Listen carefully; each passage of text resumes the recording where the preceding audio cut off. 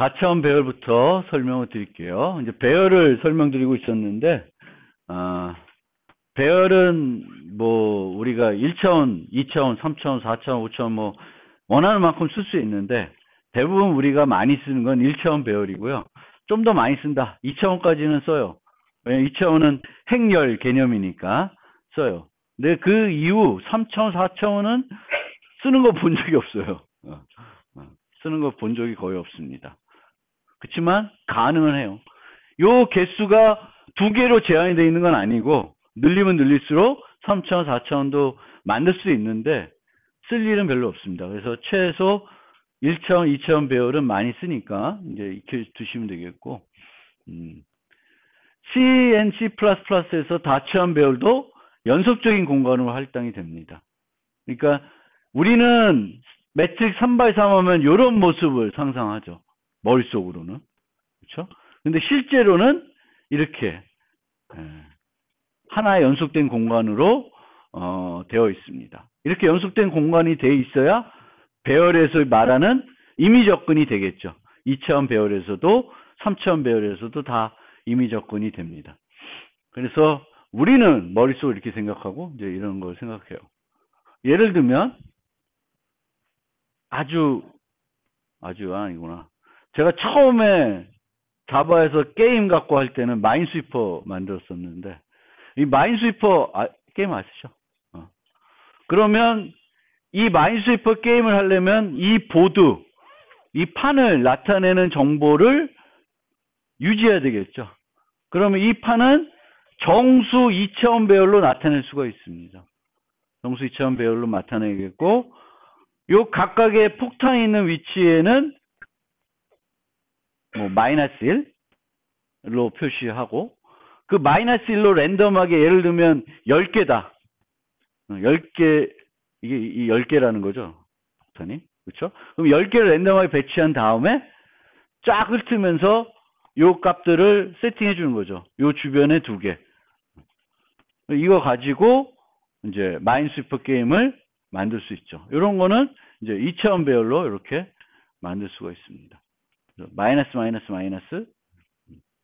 2, 1, 0, 0 이렇게 만드는 거죠. 근데 이렇게 직접적으로 이렇게 때려 넣어서 만들지는 않을 테고 우리가 게임을 하면 뭐 이게 몇 바이 몇이냐? 저 잘못 눌렀어요. 이거.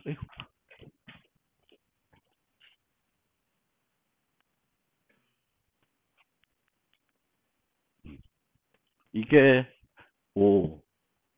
9x9인데 9x9구나. 9x9면 9x9 중에 10개에다가 랜덤하게 10개 위치를 찾아서 마이너스 1을 할당하고 그 다음에 for loop로 돌려서 주변 검사하면서 세팅을 하고 그럼 이제 판이 준비되는 거죠. 그럼 사용자가 눌렀을 때 폭탄이 있으면 터지는 거고 폭탄이 아닌 위치면 그 숫자를 보여주면 되겠고 0이면은 주변 걸 다 열어준다든가 하시면 되겠죠. 그래서 그렇게 게임을 우리가 만들 때도 이제 씁니다. 그 다음에 이제 다차원 배열 다음에 문자열 얘기를 좀 할게요. 문자열. 문자열은 이제 원시 타입은 아니죠. 복합 타입이죠. 문자들의 여러 개를 모아서 이제 문자열이 되는데 문자열은 우리가 이제 가장 많이 사용하는 데이터 중에 하나예요. 정수랑 문자열이. 그래서 C부터 사용했던 문자열 형태가 있고 이제 C++이 되면 이제 사용하는 문자열이 있습니다. 그래서 그거를 구분해서 좀 설명드리면 옛날 걸 복습해 보면 C 스타일의 문자열은 이런 식으로 쓸 수가 있어요. 배열을 이용해서 쓸 수도 있고 포인터를 이용해서 쓸 수도 있습니다. 포인터를. 근데 이 배열을 이용하는 거랑 포인터를 이용하는 거는 조금 다릅니다. 배열을 이용하게 되면 배열을 확보하고 그 배열의 요소들을 문자열로 초기화해 주는 거죠. 그럼 배열 자체는 원래 read only가 아니죠. 내가 원하면 중간중간에 있는 데이터들을 바꿀 수가 있어요. 그래서 상진 이렇게 돼 있는데 첫 번째 거를 대문자에서 소문자로 바꿀 수가 있습니다. 배열로 확보를 하면. 그런데 배열로 확보를 하지 않고 어떤 문자열이 있는데 그거의 시작 주소만 포인터로 갖고 있으면 이 상진이라는 여기에 있는 문자열은 상수예요. 상수 문자예요. 그냥 우리가 10 더하기 n 할 때 그 10은 상수가 되듯이 그냥 상진이라는 문자열이 있으면 그 문자열 자체는 상수 문자열이 돼요. 그리고 거기에 주소를 가리키고 있기 때문에 얘는 수정은 안 돼요. 수정은 안 돼요. 똑같이 쓸 수는 있는데 수정은 안 된다. 그래서 앞에 제가 컨스트를 일부러 붙여놨습니다. 컨스트를 안 붙여도 쟤는 수정이 안 돼요. 그렇지만 쓸 때는 얘나 차이는 없어요. 그리고 이제 C 스타일 문자열에서는 요 공간이 지금 7개의 문자인데 7개를 할당하는 것이 아니라 몇 개? 8개를 할당합니다. 8. 마지막에 널 문자를 넣게 돼요. 널. 그래서 끝이 어디인지를 알 수 있도록 해줍니다. 그래서 이게 C에서 사용했던 문자열입니다.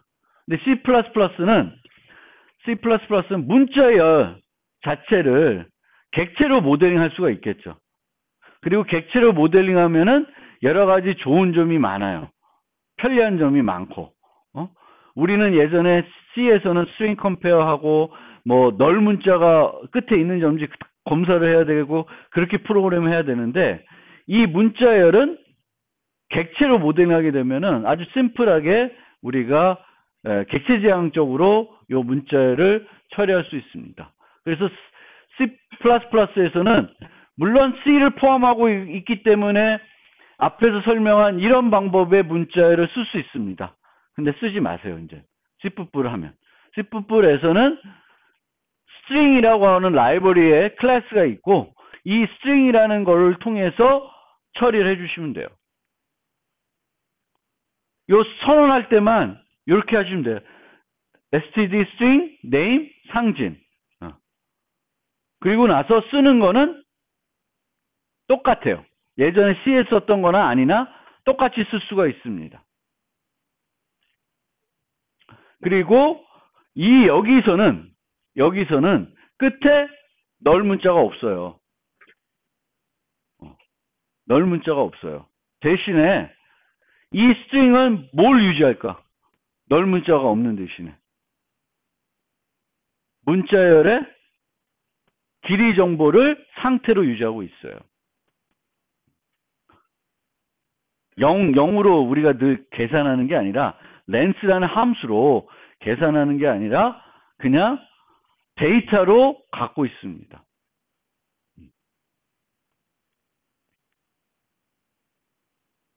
그리고 이렇게 이제 스트링을 쓰게 되면 다른 객체를 인자로 전달하듯이 객체를 전달하듯이 문자열도 그런 식으로 전달해서 사용할 수가 있습니다. 얘를 이용하는 게 아니라. 그래서 이제 C++에서는 객체지향이니까 그리고 객체지향으로 모델링하는 게 되게 좋은 거니까 문자열 같은 경우에는 그럼 문자열은 객체지향으로 쓰시면 된다. 또 문제는 프로그램 해봐야 되겠네. 그럼 조금 이따 하고 요거는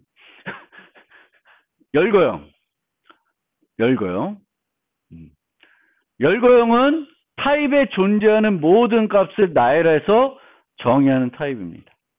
타입에 있는 모든 값을. 그럼 모든 값을 나열해야 되면 나열해야 하는 값이 한 100개 돼. 그럼 열거형 쓸까? 안 쓰겠죠. 그렇죠? 한 10개 돼도 쓰기 쉬워.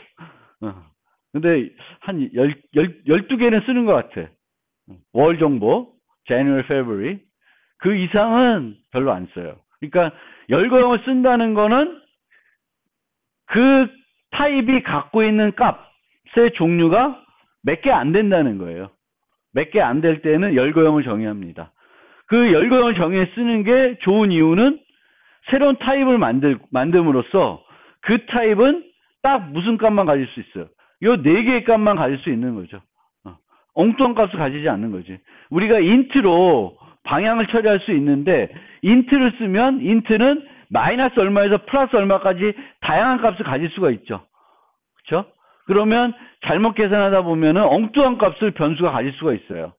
그래서 그 대신에 열거형을 정의했으면은 이 열거형의 current direction이라는 값은 current direction이라고 하는 값은 그 north, south, east, west 네 개 값만 가질 수 있는 거죠.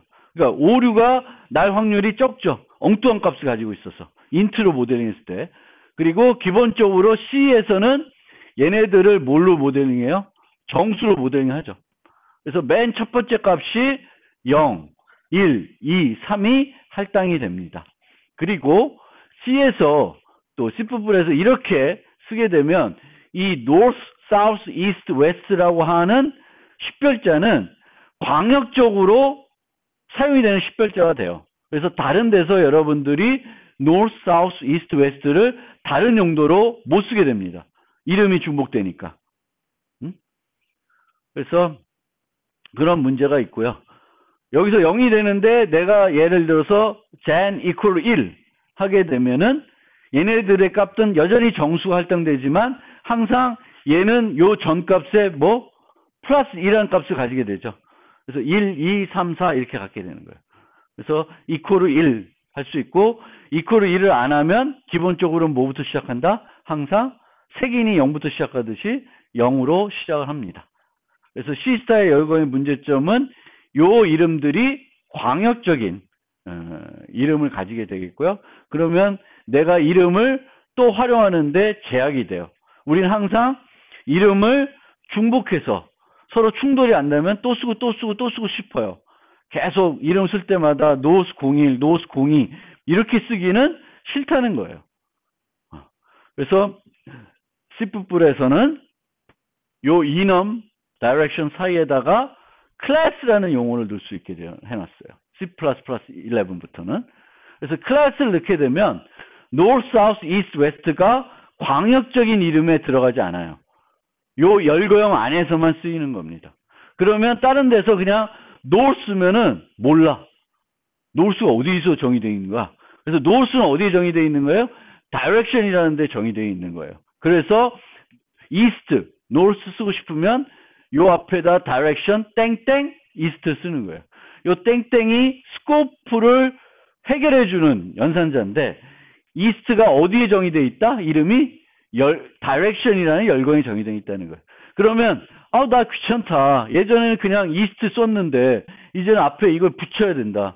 근데 이 붙이는 게 귀찮을 수도 있는데 이렇게 함으로써 north, south, east, west라는 이름이 요 열거형에만 제한되기 때문에 내가 다른데 또 north, west, east를 이름을 필요하면 쓸 수 있어요. 충돌이 안 나게. 그래서 C++11부터는 여러분들이 열거형 쓸 때 또 잘못 눌렀다. 옛날 방식을 쓰지 않으셨으면 합니다. 옛날 방식 C 스타일의 열거형. 그러니까 오늘 두 가지 얘기했어요. 문자열도 C 스타일을 쓰지 마라. C++ 스타일 써라.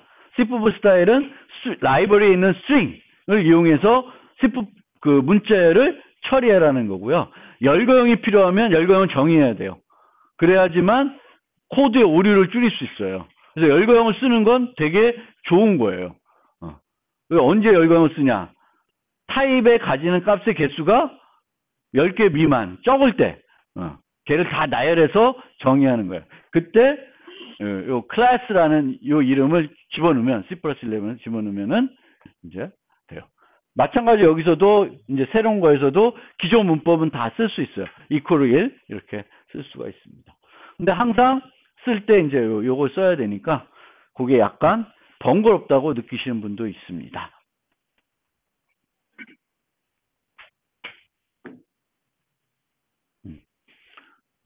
첫 시간에는 계속 제가 요 슬라이드 갖고 설명을 드리고, 두 번째 시간에는 아까 그 리트 코드 한 문제 실습을 해보겠어요. 그래서 표현식. 이제 우리가 이제 데이터를 갖고 식을 세워서 어떤 계산들을 하게 되죠. 그리고 그렇게 세운 식들을 우리가 프로그래밍 언어에서는 expression, 표현식이라고 그래요. C, C++, 자바 다 표현식이 있고 각 언어마다 내가 표현식을 어떻게 쓰는지 이제 배워야 되겠죠. 근데 뭐 C나 C++이나 자바나 다 비슷해요. 표현식을 쓰는 거는 비슷하기 때문에 그렇게 걱정 안 해도 되고, 표현식을 작성할 때는 데이터와 연산자를 갖고 그 식을 세우게 됩니다. 그러면 데이터와 연산자를 갖고 식을 세우는데 그 결과가 뭐가 되는지 알기 위해서는 연산자들이 어떻게 평가가 되고 연산자가 여러 개 있을 때 누구 먼저 하는지를 알아야 됩니다. 그래서 우선순위, 평가 순서 이런 것들을 알아야 돼요. 그 연산자 자체에 대해서도 알아야 되고, 그래서 연산자를 사용하려면 연산자 기능을 이해해야 된다. 덧셈이면 더해주는 거구나. 뭐 이런 걸 알아야 되겠고, 그 연산자의 수를 이해해야 돼. 피연자 수. 덧셈은 단항 연산자도 있고 이항 연산자도 있죠. 그러니까 단항, 이항. 그러니까 피연산자의 개수를 얘기하는 거고, 삼항은 유일하게 얘 하나 있어요. 그러니까 보통은 단항 아니면 이항이에요. 그리고 피연산자의 위치를 알아야 되겠죠. 단항인 경우에는 앞에 올 경우 있고 뒤에 올 경우. 플러스는 앞에도 오고 뒤에도 올 수도 있죠. 그리고 앞에 오고 뒤에 올 때 따라서 의미가 달라지니까 이제 알아야 되겠죠. 그 다음에는 연산자와 다른 연산자 간의 우선순위를 이해해야 되겠고, 우선순위가 같을 때는 어떤 순서로 평가되는지를 알아야 됩니다. 우선순위는 C 때부터 똑같아요. 차이가 없어요. C, C++, 자바 차이가 없습니다. 그래서 항상 우선순위는 어떻게 이해를 하면 되냐면, 단항은 이항보다 우선순위가 높죠. 그렇죠? 당연하죠.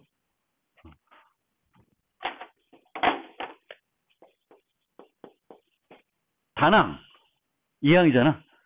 얘부터 해? 얘부터 해야지. 그치? 마이너스 3을 해야지. 뒤부터 하면은 이게 마이너스 8이 되잖아. 이거 아니죠? 그렇죠? 그래서 항상 단항이 먼저다. 그 다음에 이항. 이항에는 크게 4종류가 있어요. 산술, 비교, 논리, 대입. 그럼 그 순서대로. 산술이 우선, 그 다음 비교, 그 다음 논리, 대입이에요. 한번 간단하게 저게 다 들어가 있는 식을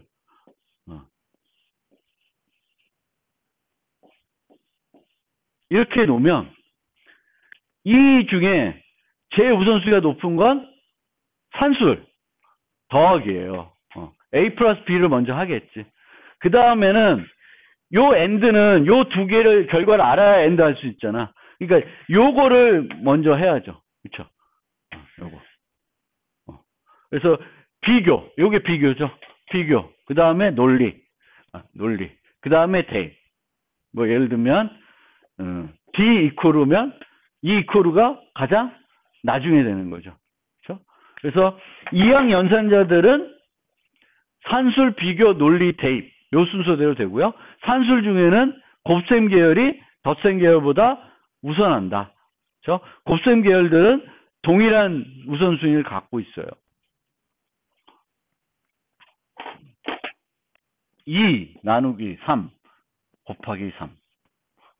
그러면 요 나누기랑 요 곱하기는 똑같은 3을 피연산자로 가지죠. 우선순위는 어때요? 같죠. 그럼 뭘 알아야 돼? 이제 평가 순서를 알아야 돼요. 평가 순서. 제가 말하는 평가 순서. 그 영어로는 오소스 발음이 잘 안 된다. 하여튼 그거예요. 근데 평가 순서는 두 가지. 쓴 대로 아니면 거꾸로예요. 쓴 대로 거꾸로. 근데 이항 연산자는 다 쓴 방향대로예요. 거의. 한 가지 거꾸로 하는 게 있어요. 그게 뭐예요? 대입. A 이퀄 B 이퀄 C. 뒤부터 하고 이렇게 가는 거예요. 근데 나머지는 다 쓴 대로예요. 뭐 이렇게 쓰지는 않겠지만 이렇게 쓸 리는 없겠지만 단항 연산자는 가까운 거부터 해요. 그러니까 거꾸로지. 쓴 거와 반대죠. 마이너스부터 처리하고 플러스 처리하죠. 뭐 저렇게 쓰지는 않겠지만 기본적으로는 그런다 이런 거예요. 그래서 우선순위 단항이 이항보다 높고 이항은 산술, 비교, 논리, 대입. 산술은 곱셈 계열이 덧셈 계열보다 높다. 그렇죠? 평가 순서는 단항은 거꾸로, 이항은 쓴 대로, 근데 이 항 중에 거꾸로 하는 게 유일하게 있다. 뭐다? 대입이다. 그럼 그 끝이에요. 이게 C, C뿔, 자바 똑같아. 이것만 아시면 이제 다 돼요. 그리고 표현식을 평가할 때 이항 연산자의 경우에는 두 개의 타입이 다를 경우가 있어요. P연사, 두 개의 P연산자가 다를 경우. 그럼 항상 어떻게 한다? 일치시킨다. 어떻게 일치시켜요? 더 큰 타입, 정보 손실이 더 없는 방향으로 일치시킨 다음에 계산하게 됩니다. 그래서 5 나누기 2.0이면 5.0 나누기 2.0을 하는 거예요. 그렇죠? 항상 P 연산자는 똑같은 타입이어야 돼. 회로가 그렇게 생겨 먹었어요. 컴퓨터 아닌 회로는 부동소수 나눗셈 회로가 있고 정수 나눗셈 회로가 있는 거예요. 정수랑 부동소수 나누는 회로는 없어요. 그래서 일치시켜줘야 된다. 그리고 자동 타입 변환될 때는 정보 손실이 없는 타입으로 변경이 됩니다. 자, 요 뒤에 걸 봅시다. 그럼 3 나누기 2.0이 됐죠? 그럼 얘부터 하면 이코르가 맨 마지막이니까 3.0 나누기 2.0이죠. 그러면 이 값은 뭐가 돼? 1.5가 되죠. 근데 1.5를 어디다 넣으려고 그래? A에 넣으려고 그러죠? 그럼 또 자동 타입 변환이 또 일어나요. 대입할 때는 누가 우선순위를 가져요? 거기다 넣어야 되니까 그 타입이 우선하는 거죠. 왼쪽에 있는 게 더 우선돼요. 오른쪽은 부동소수고 왼쪽이 정수면 부동소수를 정수로 바꿔서 정수에 넣어주죠. C뿔은. 그래서 실제 들어가는 게 1이다. 그래서 이렇게 변환이 자동적으로 변환될 때 확장 변환이 있고 축소 변환이 있을 수 있어요. 근데 축소 변환이 있을 때는 정보 손실이 일어나죠. 그래서 주의해야 되는, 여러분들이 잘 알고 쓰셔야 되는 거고. 대입의 경우에도 L밸류 타입이 우선순위를 가진다. 그래서 여기는 이렇게 되는 거고. 마찬가지로 우리가 인자를 데이터를 전달할 때도 누가 우선순위가, 매개변수 타입이 우선순위 가지죠. 2.5를 F에다 전달한다. 그러면 2.5가 들어가는 게 아니라 2가 들어가겠죠. 그렇죠? 그래서 C뿔 C는 이런 것들이 문제가 안 돼요. 그냥 알아서 축소 변환을 해주죠. 뭐 워닝을 줄 수도 있고요. 컴파일러 옵션에 따라서 워닝을 줄 수도 있는데 워닝을 안 줄 수도 있고요. 그래서 어쨌든 자동 타입 변환이 일어나는 곳은 세 가지. 자동으로 나도 모르게 내가 강제 타입 변환 하라고 하지 않았는데도 타입 변환이 일어날 수 있는 곳은 세 군데예요. 하나 어디예요? 이항 연산자인데 P 연산자가 서로 다른 경우 일치시켜줘야 되니까. 그 다음에 대입할 때 이쪽이 다르면 또 컴파일러 바꾸려고 해요. 그리고 뭐죠? 인자를 전달할 때에도 자동적으로 타입 변환이 나도 모르게 일어날 수 있어요. 타입이 일치가 안 되면. 그래서 그렇게 세 군데에서 타입 변환이 일어날 수 있다. 대입 연산자는 우선순위가 가장 낮은 이항 연산자예요. 그리고 오른쪽 평가식을 평가한 다음, 뭐 이건 다 아는 거고. 그런데 여기서 이제 중요한 게 L밸류라는 거 들어보셨어요? 기존 수업에서 L밸류라는 거 들어봤어요? C에서? 안 들어봤어요? L밸류. 안 들어봤어?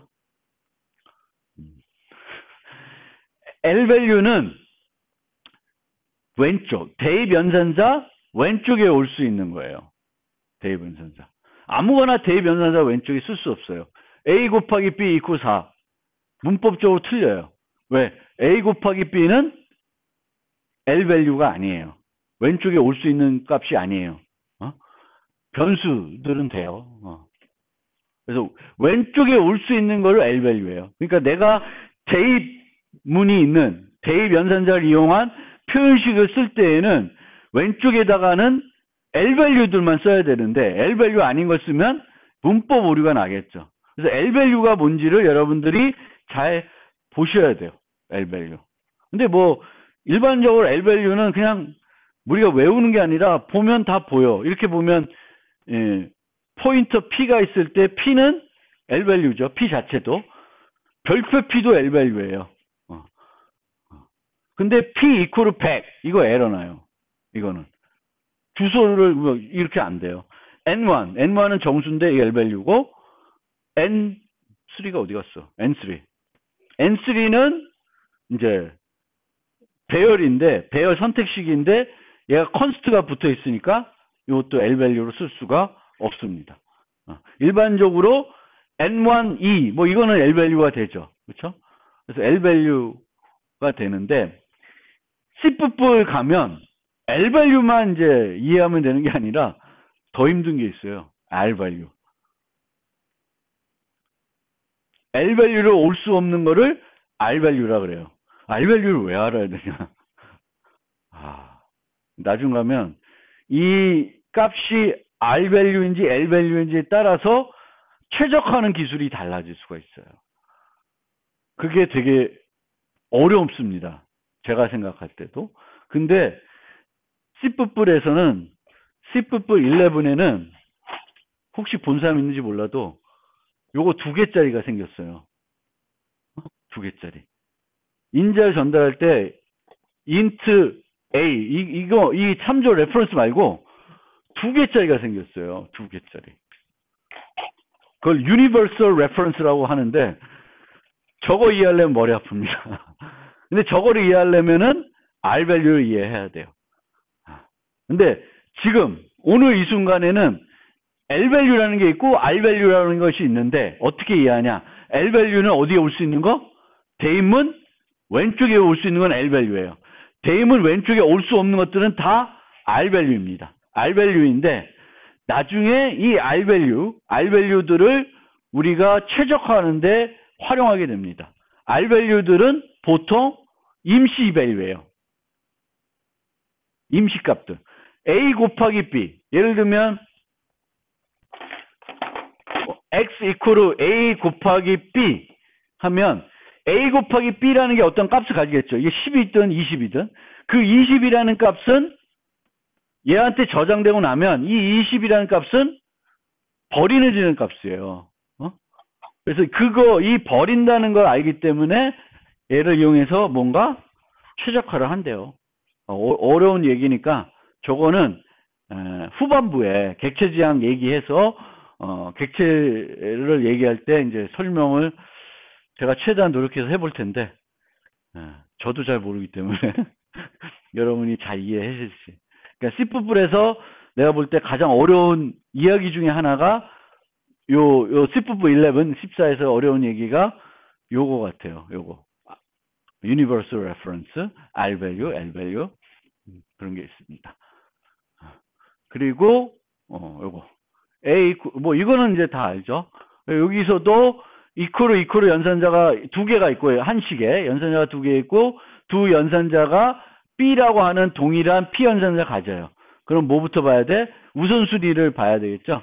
똑같은 놈이니까 우선순위가 같아. 우선순위가 같으면은 평가 순서를 따져야 되겠고 이퀄의 평가 순서는 거꾸로니까 B 이퀄 1부터 하게 되죠. B 이퀄 1을 하면 B에다 1을 대입하겠고 B 이퀄 1 식의 평가 결과는 대입되는 값이에요. 그럼 1이 값이죠. 그럼 또다시 1이 어디에 대입돼요? A에 대입되는 거예요. 뭐 다 아는 얘기죠. C 때도부터 아는 얘기고. 그리고 복합 대입 연산자가 있습니다. 예, 제가 귀차니즘의 요소. 이 만든 사람이 꼭 필요 없는데 쓰기 귀찮으니까 이렇게 쓰시면 되는데 이게 귀찮으니까 이렇게 만들어 놓은 거야. CNC 플러스에는 없어도 프로그램 가능하지만 프로그래머가 좀 더 간결하게 프로그램할 수 있는 요소가 있으면 무조건 도입해요. 이 번저 스트라우스와 그 후손들은 C 플러스 커뮤니티는 무조건 도입해요. 무조건 도입하다 보면은 뭐가 많아질까? 문법이 많아져요. 저는 오히려 거꾸로가 좋아요. 문법이 적은 게. 문법이 적으면은 내가 배워야 되는 양도 적고, 선택해야 되는 것도 적어요. 근데 이쪽 C++는, 쟤를 도입하면 이런 문제점도 있지만 이런 좋은 점도 있다. 그러면은 도입해요. 자바는 이런 문제점도 있고 이런 좋은 점도 있다. 그러면 도입 안 해. 그 문제점이 싫어서. 근데 C뿔은 다 도입해요. 그래서 뭐 이거를 그냥 예를 든 거예요. 산수 연산자. 다 알죠? 이것도 다 아는 거죠. 요 나눗셈은 정수 나눗셈하고 부동소수 나눗셈. 얘는 부동소수 나눗셈이고 얘는 정수 나눗셈이죠. 그리고 퍼센트는 정수만 피현재 사용할 수 있음. 자바는 부동소수도 나머지 연산은 가능해요. 근데 C는 아니에요. C부분은 아니에요. 그리고 양의 정수만 사용하면 좋아요. 마이너스 7 모두 2가 마이너스 1이라는 거 이해돼요? 이해되면은 천재고. 7 모두 마이너스 2가 1이에요. 이해돼요? 7 모두 2가 1이라는 건 이해되죠? 그쵸? 그걸 이해 못하면은 여기 있으면 안 돼. 7 모두 2. 7을 2로 나눴을 때 나머지는 1이다. 근데 마이너스 7을 모두 2로 했을 땐 마이너스 1. 7 모두 마이너스 2는 1. 이거는 되게 간단하게 머릿속 안 들어요. 저는 그래요. 제 지적 수준에는. 여러분도 충분히 이해할 수 있는데, 저는 안 돼요. 그래서 가급적이면, 저는 이런 거 할 일은 많지 않아요. 그쵸? 그래서 모두는 보통, 나눠지냐, 나머지가 0이냐, 이런 거 따질 때, 짝수냐, 홀수냐, 이런 거 할 때 많이 하죠. 그래서 주로 양의 정수 갖고 놀 때, 나머지 연산을 많이 해요. 아까도 나머지 연산 갖고 뭐 했어? 나머지 10에서 한 디지트씩 잘라냈죠. 그런 걸 하는 거예요. 음수로 하는 게 아니라. 플러스, 마이너스. 이것도 되게 지저분한 애죠. 싫어, 저도. 얘도 없어도 되는데 있어요. 그리고 얘는 앞에 있을 때랑, 뒤에 있을 때랑 앞에 있을 때랑 내용이 달라요. 뒤에 오면, 얘는 평가를 어떻게 돼요? 현재 값. 앞에 오면 증가된 값. 언제 증가되냐? 알 수 없어요. 증가되는 위치는 시퀀스 포인트라는 데예요. 그 이후에는 증가가 돼 있어요. 언제 증가되냐? 알 수 없어요. 보통은 가장 기본적인 시퀀스 포인트는 그 문장 끝이에요. 그러니까 다음 문장 되기 전에는 n은 증가가 돼 있어요. 근데 이거 말고도 컴마 있고 막 별별 게 다 있어요. C부분에는. 그러면 시퀀스 포인트가 꼭 문장 끝이 아닐 수도 있어요. 그 전에 이미 증가돼 있을 수도 있어요. 그럼 머리 아픈 거예요. 그래서 저는 웬만하면 이렇게 복잡하게 쓰지 마세요. 플러스는 독립적으로만 쓰라. 언제? 포문에서 int i는 0, i++. 그리고 이런 얘기도 있어요. 여기 없나? 그런 얘기 혹시 봤어요? 독립적으로 쓸 때는 이게 좋대요, 이게 좋대요. 보통 앞에 쓰는 게 좋대요. 왜 그런지 모르겠는데 독립적으로 쓸 때는 A++ 하지 말고 플러스 A 하라요. 그게 더 효율적이라고 합니다. 못 봤어? 책 보면서? 그런 얘기가 있습니다. 그래서 독립적으로 한 줄에다가 A++를 할 경우에는 A++ 하지 말고 플러스 A를 해라. 그런 얘기가 있습니다. 근데 요즘은 그런 최적화는 내가 안 해도 돼. 누가 해줄까? 컴파일러가 다 알아서 해줄 거예요. 우리는 제출자도 컴파일러가 최적화를 잘 해줄 거예요. 컴파일러들이 워낙 똑똑해져서. 우리는 가독수 높게 프로그램, 유지보수가 잘 할 수 있도록 짜는 게 훨씬 좋습니다. 효율성보다는 가독성, 유지보수에 더 초점을 둬서 썼으면 좋겠고요.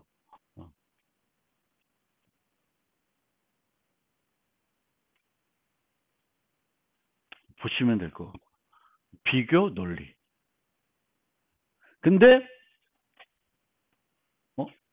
빨리 먹었다. 없나? 이 엔드는 여기 있구나. 지연평가, 단축회로 평가는 쇼서큐 이밸리에이션 알죠? 그렇죠? 미리 결과를 알면 뒤에 해 안 해? 안 한다는 거죠.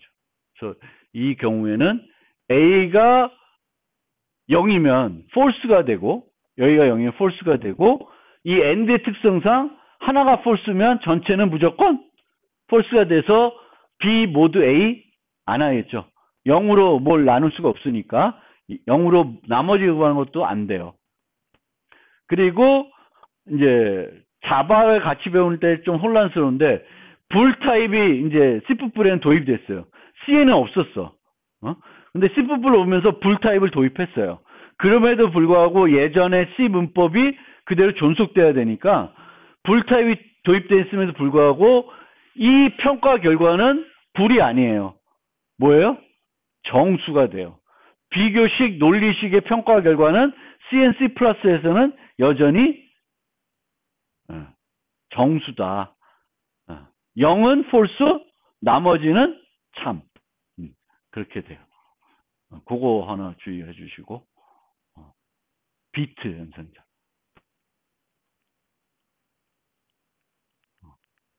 비트 연산자. 비트 연산자는 이제 많이 쓰는데 효율성 때문에 비트 연산자를 좀 활용하는 경우도 있고, 지난번에 수업에서 봤나? 파워2를 여름 수업에서 했나? 자바 수업에 했나? 자바 수업에서 했구나. 아이고. 2의 배수인지, 어떠한 정수가 2의 배수인지 알아내는 그런 문제가 있었어요. 리트 코드에 있어요. 2의 배수. 그러면 2의 배수인지 알아보려면 어떻게 해야 돼? 2로 계속 나눠봐. 계속 나눠져서 1, 2 되면 2의 배수죠. 근데 2로 나누다 2로 한 번 안 나눠져. 그럼 2의 배수가 아니겠죠. 그렇죠? 그래서 그런 것이 있는데, 그거를 우리가 정수면 그 정수에 비트 표현이 있을 거 아니에요. 2의 배수는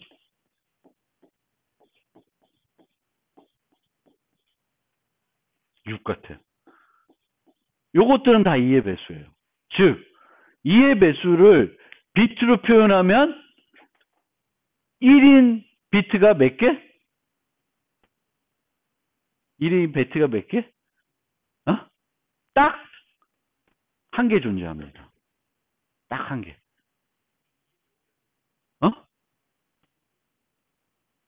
이게 거듭 제곱. 거듭 제곱. 2, 4, 8, 16, 32, 64, 128, 256, 512 그거를 따지는 경우에는 1의 개수가 몇 개? 하나. 그래서 1의 개수가 하나니까 2의 배수인지 따지려면 2로 계속 나눠보는 게 아니라 요 비트의 개수가 몇 개인지, 하나면 2의 배수이고 여러 개면 아니에요.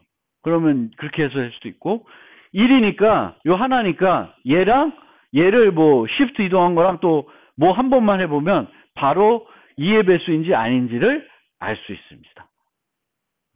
그래서 비트 표현, 어떤 뭐 문제를 했을 때 비트를 가지고 뭔가 조작하거나 판단하게 되면 속도가 기존에 내가 쓰려는 알고리즘에 비해서 더 빨라질 수 있습니다. n이 짝수인지 알고 싶다. 그럼 어떻게 하면 돼? 보면 되죠. 비트로 하면. 비트 연산을 하면 나머지 요 마지막 비트가 0이면 0인지 1인지 보면 돼요. 그건 어떻게 봐? 어떻게?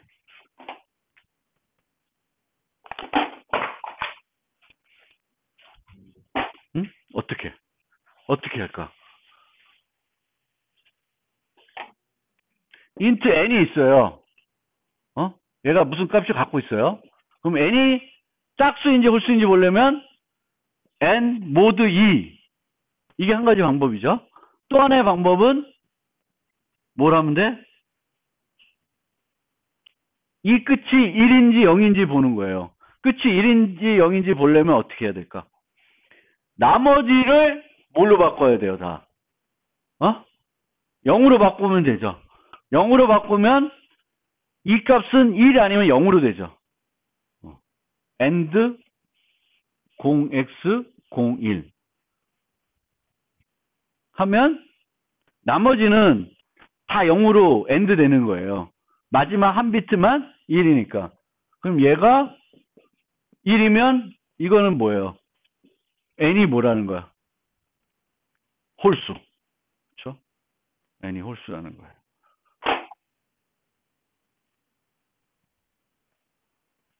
그 다음에 곱하기 2.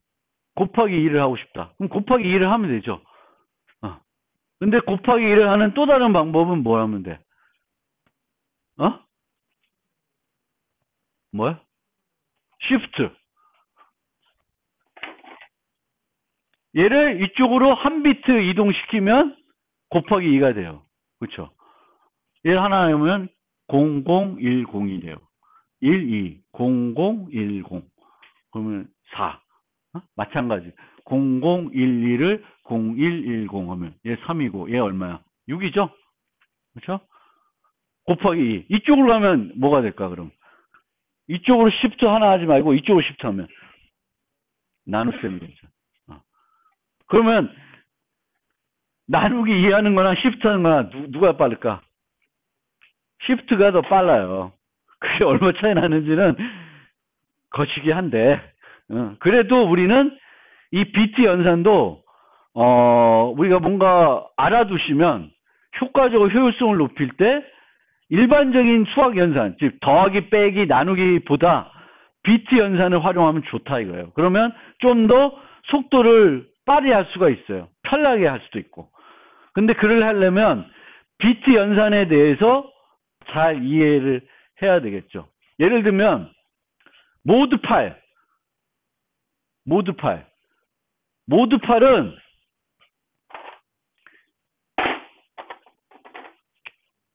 나머지 요 세 비트를 보는 거예요. 그러면 이쪽을 다 0으로 바꿔버리면 모드 8이 돼요. 그러면 0 AND 0x 이게 0x는 아니고 0x 111이니까 이게 얼마야? 1, 2, 3 5, 6 아이씨 뭐야 7 07로 AND를 해주면 나머지 8이 되는 거죠. 그쵸? 나머지 8 나머지 8 그러면 J번째 비트 값을 알고 싶다. 그럼 어떻게 해야 될까?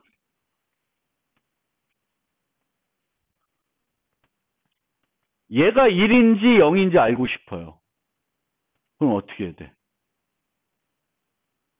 요가 1인지 0인지. 요게 1인지 0인지 알고 싶어. 특정한 비트 위치가 1인지 0인지 알고 싶어요. 그럼 그 비트를 어디로 갖다 놓으면 제일 좋아? 맨 뒤로. 맨 뒤로 갖다 놓으려면 뭘 해야 돼? 시프트 시키면 되죠. 내가 예를 들어서 뭐 5번째다. 그러니까 이쪽 뒤로부터 5번째다. 그러면 뭐 아니면 거꾸로면 상관없는데 하여튼 맨 뒤로 보내게 돼요. 맨 뒤로 보내는 건 시프트 하면 되는 거죠. 그 다음에 뭐예요? 0x01로 엔드 시키면 1 아니면 0이 되죠. 그러면 그 위치에 있는 비트가 1인지 0인지 알 수가 있습니다.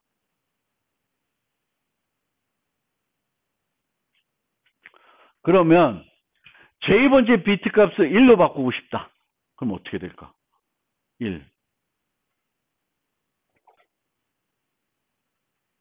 1로 바꾸고 싶다.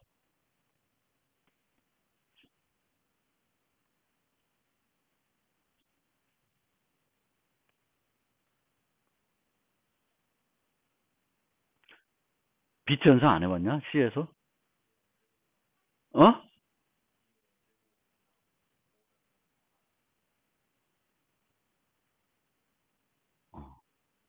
5와? 5와. 2의 n제곱으로 5. 5와. 5와. 자.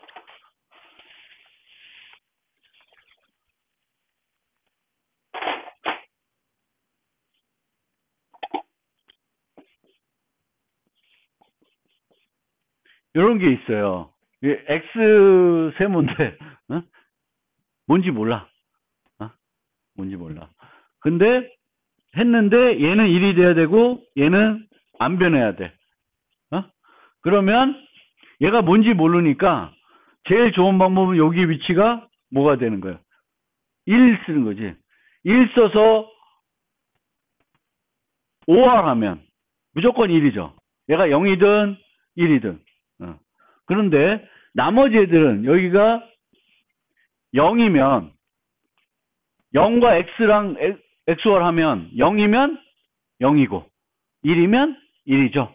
그러면 0, 1, 0, 0과 뭘 해야 돼?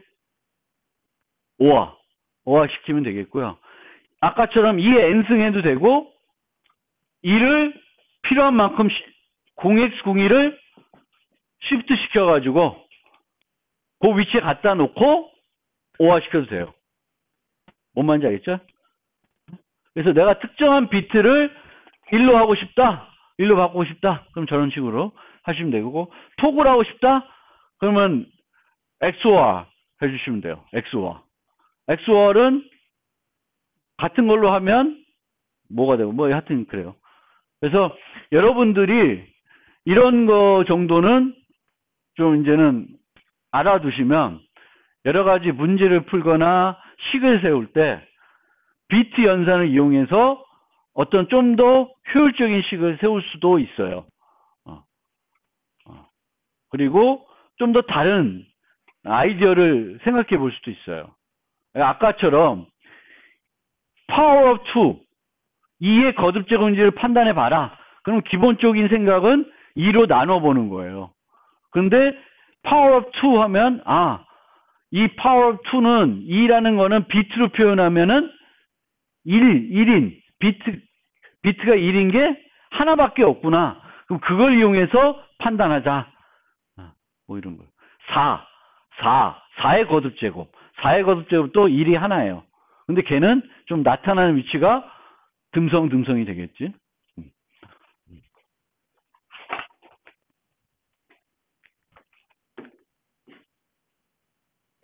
시간이 좀 지났는데 2 슬라이드가 남았으니까 그거 설명을 드리고 쉬었다가 그 문제 풀고 오늘 끝내볼게요. 그래서 강제 타입 변환. 그래서 우리는 그냥 냅두면 자동 타입 변환하는데 우리가 그것과는 다른 형태로